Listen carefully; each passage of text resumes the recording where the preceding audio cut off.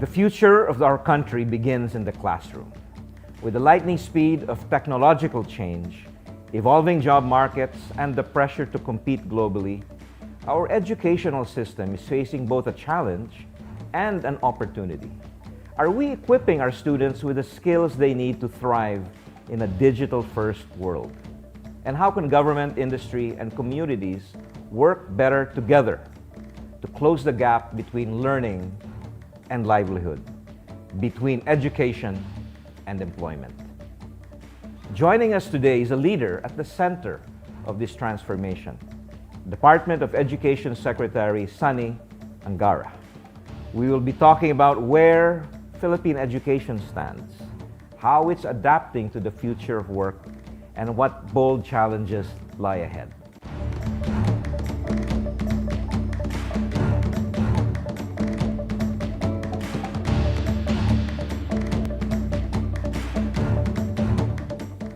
Secretary Sonny, welcome to the show. Thank you very much, Jack, for having me. Salamat. And of course, allow me to also thank you for the support of the industry. I know one of your hats is not just as a television host, but also as a head of IBPAP. And so thank you very much because you've been very supportive of the department. Thank you for that, Sec Sonny. We really appreciate your support since you assumed the role, 10 months ago? Something like that.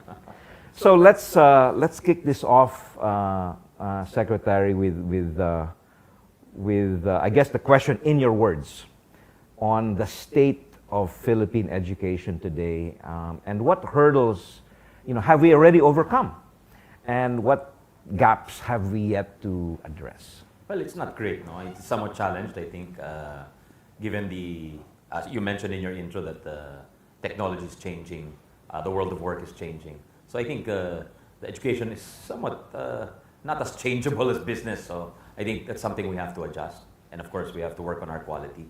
So, but I'm still hopeful because I think under the leadership of the President Bongbong Marcos, he's set a good direction for us.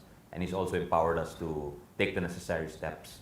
And hopefully in the course of the interview, I'll be able to give details of what we're doing in terms of infrastructure, in terms of technology, in terms of upskilling, things like that. It's very encouraging, to hear that education and upskilling and talent development have become, a very big part of the national conversation. And, I have to acknowledge, your efforts in raising the visibility and the urgency, of this challenge. So thank you for that. So I'd like now to ask, as the job landscape continues to shift and technology is making this so much faster, where do you think the biggest opportunities for future graduates are, and how can the educational system and industry collaborate to prepare our graduates? I think there's at least 3 or 4 that I can think of off the bat. But thank you for the kind words, Jack. No? The first, I think, is technology, because you're an industry driven by technology and modernization and business development. And of course, the elephant in the room is AI. No? And they say BPOs and AI, it's a short step away. There's an opportunity for the Philippines there. So I think we should leverage on what we have. And that's language, that's communication skills, and make sure we don't slip, because others, we're the envy of other countries, whether it's Indonesia or Mexico or India. They're trying to do what we do, and maybe in the course of it, if we take it easy, they might surpass us or pass us. So I think that's one in terms of technology, using technology well. That's why in DepEd we have a AI center to make sure our teachers as well as our learners know the potentials of AI. Secondly is I think science, STEM. I think I think that's also something that countries are pursuing. But of course, they say because of AI, where much of science and math knowledge is already online, then creativity comes to the fore. Yeah. So I think that's something mustn't forget, because in the push for STEM, you should also remember the creative impulses, because things like prompt engineering will be driven, the quality of the outputs of AI would also be driven by the inputs. No? And I think the curriculum, the senior high school curriculum, we're in the middle of decongesting it and having more, maybe even doubling the exposure to work. So you said from industry from the world of learning to livelihood, no? So yun talaga yun. At senior high school, grade 11 and 12, there's an opportunity to really work very closely with industry because in senior high school, it created a technical professional work track. So that's one pathway that we think offers clear opportunities, no, for us. So there's a lot of things I think that pwede, di ba? Especially with the growth of the semiconductor industry, where we're looking to produce more workers in that field. No? I still remember quite fondly, Secretary, one of our very first meetings. I think it was the day before you were going to assume the DepEd role, and we met informally and we asked you for three things. And I remember the first thing we talked about was to increase the number of immersion hours for senior high, to help students become more workforce ready. Now, question, how do you see that initiative helping our students become more job ready, and what more can the IT BPM industry better support DepEd, in making that program more impactful? Great memory, Jack, to fish that out. It seems like decades ago, but it was only a few months ago. Definitely, and you've made that call. The industry made that call, and I think we've been quite responsive, and we're rolling out. We're in the final stages of finalizing the reforms to the senior high school curriculum, among which is what you mentioned. Right now we're doing 80 to 300 hours, I believe. Yes. No? So the industries are asking for 640 hours. I think that's possible. That's the whole first or second semester of grade 12, basically, the last year of senior high. As to what else the industry can do, I think try to train or at least expose as many of our students as possible. I think that's something the industry can do. And of course, the industry, not known to many, is that the industry has been helping our modernization efforts, especially our computerization and digital programs by donating computers. As you know, we're challenged, and maraming eskwelahan, maraming public school, wala pa ring computers or computer labs. So it's a big help because a lot of these computers are still in a very serviceable condition. Yeah, the IT BPM industry, as you well know, is really a very good source for our PC donation campaign, and we're very happy that you and your DepEd team have been able to, reduce some of the bureaucratic processes. So thank you for that. Now let's continue our conversation about the reforms which you began to elaborate on. When you shape these future reforms, Secretary, what is the right optimal equation that makes partnership between government and industry, truly effective, and what kind of models should the private sector and government be replicating? There's a lot of proven models already. I think, Jack, a decade ago there were at least 2 rounds of PPP or public-private partnership to build classrooms, and so I think through those there maybe around over 20,000 classrooms were built. So that's something we want to revive or replicate with respect to our classrooms, because we know, as you know, there's a huge classroom gap or resource gap. I think it's over 160,000, if I'm not mistaken. So, and we're trying to also use it for technology, because we have 870,000 public school teachers, and equipping them with a laptop, with software, education software, would really help them concentrate on teaching. Kasi that education software can help them prepare their lesson plan, help them check their papers. Of course, even better if they can have access to an AI tutor, because then they can really individualize instruction in the classroom. No? So those are some of the models. And of course, a very peculiar law to DepEd is not at DepEd, but TESDA, CHED, to the education sector, is itong Adopt a School program. Mm-hmm. It's a law that's been around for maybe 25, 30 years. And it gives tax incentives. Companies are allowed to ay pwedeng mag-deduct ng 150% of the value of their donation from their taxable income.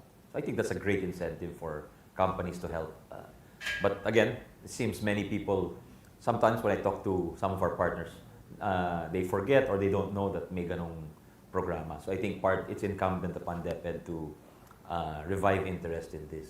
Because it's a win-win. Win-win. It's a win for DepEd. It's also a win. It's a win for our learners, but it's also a win for private companies who also looking for proper subjects for CSR, their corporate social responsibility. They want to comply with their ESG requirements. So this is a perfect way of doing it. And even things like early childcare and development, investing in daycare, that can be considered compliant with the law. There's a law which requires all government agencies to spend 5% of their budget on gender and development.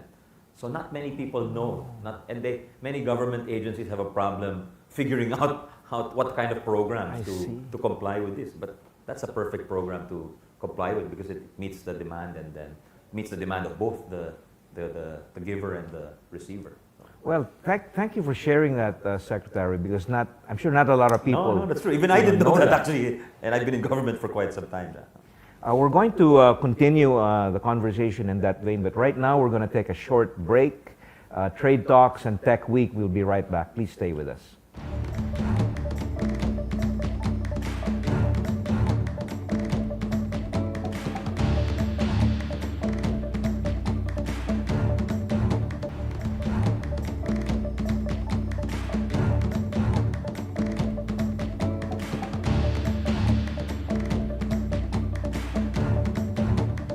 Welcome back. We're still in the conversation with Secretary Sonny Angara of the Department of Education. So, Secretary, let's move on to the importance of connectivity.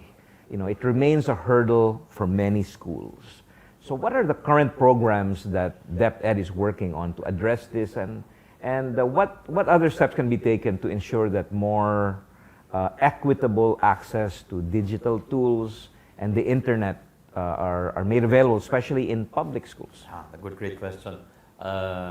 One thing we're doing is I mentioned the PPP, the public-private partnership, in order to equip our teachers with laptops, as well as perhaps we have a continuing program in the department to have at least one computer lab or set of computers in each school. No? Whether they have the room to be the lab is just another thing. No? That's another question or issue to be tackled. But definitely, connectivity is a problem in the last mile schools, where I think we have over 1,000 without electricity. Out of our 46,000 plus schools, there's over 1,000 without electricity. And there's another few thousand who underpowered naman dahil luma na yung kanilang kuryente. So even having meeting in the right internet bandwidth and speed is a challenge for them. So they're not able to avail of a lot of the modern education technology that our partners have made available to us. But we're working on that, and hopefully we also thank a lot of our fellow agencies in government because they've been supportive. You mentioned, Jack, earlier, the cutting of the bureaucratic requirements for the donations. We needed help from PEZA, from Department of Finance, from the BIR, the BOC. Right. And it's the same also with a lot of these technological problems. We're dealing with DICT. We're dealing with the Department of Energy for our power problems. With DICT for connectivity, we're seeing where we can link up they have a nationwide program for free Wi-Fi. So we're asking if they could focus on some of the more populated areas where there are schools. So there's a benefit to the community. So yes, I think these are some of the things we're doing for connectivity. And of course, I think things like low Earth orbit satellites like Starlink have been very helpful because in the areas where you don't have the telcos operating, these have proven to be somewhat effective. The fact that the Philippines, is an archipelago has made that quite a challenge. All things that are infra related. But one thing that the pandemic brought was really the reality of hybrid work, because we had to mobilize the IT BPM industry had to mobilize over 1 million employees at the time, and we didn't know what work from home was just a few years ago, right? So it was really quite a challenge, and we didn't know what was going to happen. But fortunately, the Filipino talent was able to deliver on the global services for our global customers. And so this connectivity and other kinds of infrastructure have become important. And that has actually made the industry even more exciting, because the majority of our growth will be in the countryside. Yes, yes. So will decongest Manila. So I think that what you described in addressing connectivity is really very important. Oh, that's a fantastic development, Jack. And that's a great driver for our rural areas where manufacturing is not really, it might be difficult because of power costs, things like that. So it's incumbent upon DepEd to kind of, and you said the Filipino came through. That's the thing. When you look at it, the Filipino is really inherently adaptable, inherently creative, and so smart. So you see Filipino teachers excelling, whether they're in West Virginia or Cambodia. And yet here in the Philippines, we seem to place obstacles in their way. So I think our role here at DepEd is really to remove a lot of these obstacles. What is stopping our teachers from excelling? Maybe it's too much administrative work, too heavy a load. So we're looking at that. They're not motivated. So the president told us, you have a good promotion system within DepEd for them to incentivize them. What prevents our employees from being adequately skilled? We're hearing a lot of complaints for employers. So again, perhaps it's a curriculum that's overcrowded. It's a curriculum that doesn't work closely enough with industry. So these things we're really looking forward to addressing going forward, and ensuring that the Filipino whose talent is undoubted, and I just came from Vietnam, from Laos, from Indonesia, and they're all praising our Filipino teachers, because their quest is to learn better English, which is our advantage already. It's something we already possess. And yet, how come they seem to be doing better in international assessments, among other things, which measure the quality of your education system?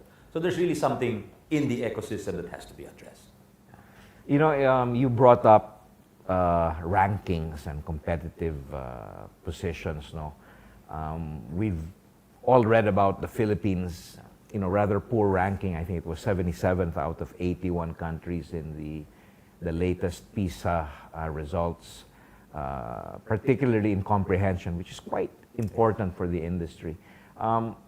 I want our audience to know all the work you're doing, Secretary, on how are we approaching this, the language and the medium of instruction in basic education, following the recent removal of the mother tongue policy. Are we seeing a shift back to English, and do you see this potentially contributing to better performance rankings in assessments like PISA? I wouldn't say shift back, but maybe putting it back at the center, I think. Because under our Constitution, English is one of the languages of instruction, along with Filipino. And as you mentioned, the new law regarding the mother tongue. So mother tongue can serve as an auxiliary language. Hindi rin siya mawawala so that our language experts don't become too upset and say it's too drastic a change. No, it's just a shift of emphasis, really. And in order to have better implementation and better instruction. So I think that's something that we've become aware of. We don't want to squander our advantage, and we want to build on it, in fact. So that's something that's a cornerstone. We will have 5 core subjects in our senior high school curriculum, and communications is one of those 5. So this is something that I think people in your industry will appreciate. But at the same time, we're also offering a wide menu of electives that people who would work in your industry and the more 21st century, let's call them 21st century industries, like maybe data centers, things like that, where you don't really need PhDs or high credentials, we should be looking towards training people to work in those industries as well. And the good news is I heard the civil service has taken the lead and taken the president's instructions about hiring senior high school graduates. They've considered senior high school as sort of like a semi-college degree already, or a diploma degree.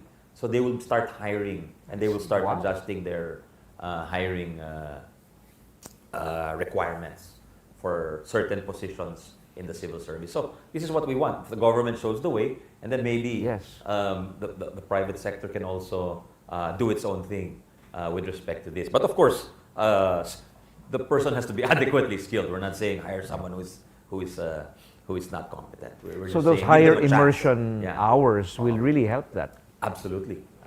Because then the student really gets to zero in on the needed skills, rather than, in the current curriculum, they have to take 33 subjects, and many of them are so esoteric and unrelated to the career that they want to pursue. That's why we're giving them, binibigyan natin sila yung freedom talaga na sila yung pipili nung, and then it's not so, in the current system, they're put into a box and they can't get out of the box. Ngayon, they can choose. They want. Because nga, the world of AI is highly uncertain. You don't know what skills will be, di ba? They're saying, imbis na maging expert ka na dun lang, tapos maging obsolete yung expertise mo, you should be at the intersection or at the interface of various disciplines, di ba? It's not just, you can't just be an accountant. You can't just be a tax lawyer. You have to be someone who knows a bit about different disciplines. So I think that's our guide to designing a curriculum that not only will excite the learners and excite the schools, but also excite the industries, because then they can look forward to have better trained employees. Yeah, I like the way you describe that, because we're fast moving towards a skills-based learning and further away from a credentials-based educational program. So the future of work and jobs will really be all about skills. Sonny, you talked about communication earlier, no? And I really want to go back to that, because one of the things that a lot of people don't know is that in the IT BPM industry, out of 100 people that go out and seek work and are interviewed, only a very low percentage end up getting hired. So there is a shortfall in employable talent. And when we try to dig into the data, the most commonly referred gaps are communication, comprehension, problem solving, critical thinking, which are important regardless of your career path. Because regardless of the domains and the subjects that you want to study, these are all building blocks. So I'm really glad that you're addressing the communication through the language. Not just through the language. Thank you, Jack. But you're right. These are skills which are cross-cutting and will help an individual in many aspects of his life, in his financial decisions, in his in whatever occupation he has. So I think it's not just communication, but it's also how we teach that has to be addressed. Yes.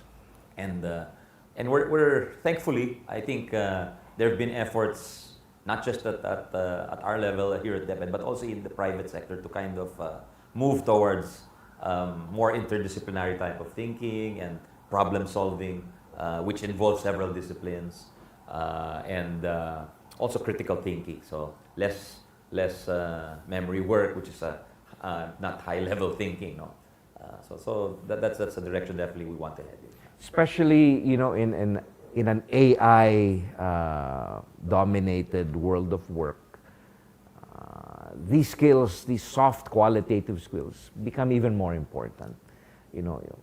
I would say regardless of domain, you really need those core skills to remain relevant, especially in the age of AI. One of the subjects the core subject is a course called life skills, which is kind of the willingness to work, having a positive mental attitude, having a growth mindset, things like that. Of course, it will be highly changeable as as we go along and the world changes. But I think we didn't want to call it soft skills. We toyed with calling it soft skills or world of work, but life skills seems to be the more appropriate term for it. And one other thing that we haven't talked about yet, Sonny, is leadership. You know, because just like all industries and professions, there is that hierarchy. Yes. And I think the world knows that the Filipinos are the world's best agents. We are the best, we are the favorite ones where, you know, our global customers would really prefer a Filipino to solve their problem, you know, and I think that's proven. We talked about the need to upskill them. But as you progress through your career, you know, you become a manager, you become a leader, we also need to teach those skills. That's a good point. So, you know, again, another thing that, another opportunity for us. I've heard that from the seafaring industry as well, Jack, because we produce the best seafarers, Yes. but we don't, they say, maybe you should start training your people to be captains as well. Exactly. So I think that's a similar concern. In fact, in healthcare, I heard the same thing. World's best nurses, but you know, when they make that switch to the U.S., there are some challenges in the initial 6 months, and that has to do with, you know, maybe command skills, being able to deal in a, you know, in a very different work environment. Right. It's something also we're trying to, funnily enough, it's something we're also trying to do here at DepEd, because our teachers at some point will become leaders. They become head Yes. teachers and principals, and those after head teachers and principals, they become district supervisors, superintendents. So we need to have leadership modules for them as well.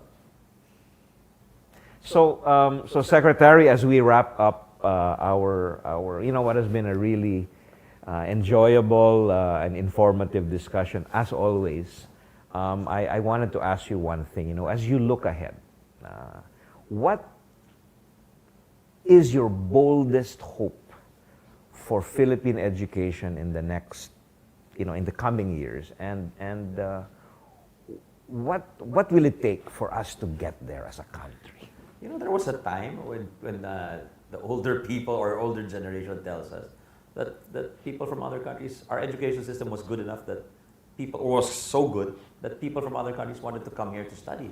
I think that should be one of our goals, you know, to be internationally renowned as, again, not just for national pride, but also for, you know, to pursue the pursuit of quality. I think that's the ultimate, I think, to really, it's baka pagtawanan tayo ng mga nakikinig, but you have to be on the level with the best in the world. So we should aim high, diba? So even if you fall short, you're still in a good place.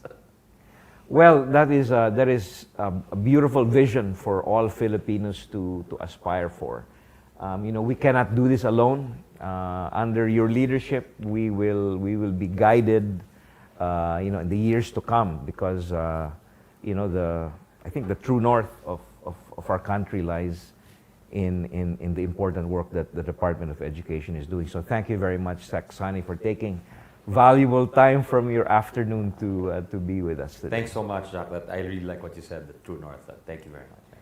Thank you, Secretary Sonny, for sharing your insights and vision for the future of Philippine education. As we navigate the challenges and opportunities of a rapidly evolving global landscape, it is clear that collaboration between government, industry, and the academe is essential. Your commitment to reforms and support for the IT BPM industry underscores a proactive approach to equipping our learners and our students with the skills and values they need to improve their lives and their families' future. I am Jack Madrid, and you can catch BNC on Free TV Channel 31 and on Signal Channel 34. Thank you for watching BNC, the Bilyonaryo news channel, always on top. Thank you very much, Sonny. Salamat. You made it easy. You made it easy. Great. No, thank you. Oh, I think we covered everything. thanks a lot. Maybe a little bit of editing, maybe, but thank you so it was much. great.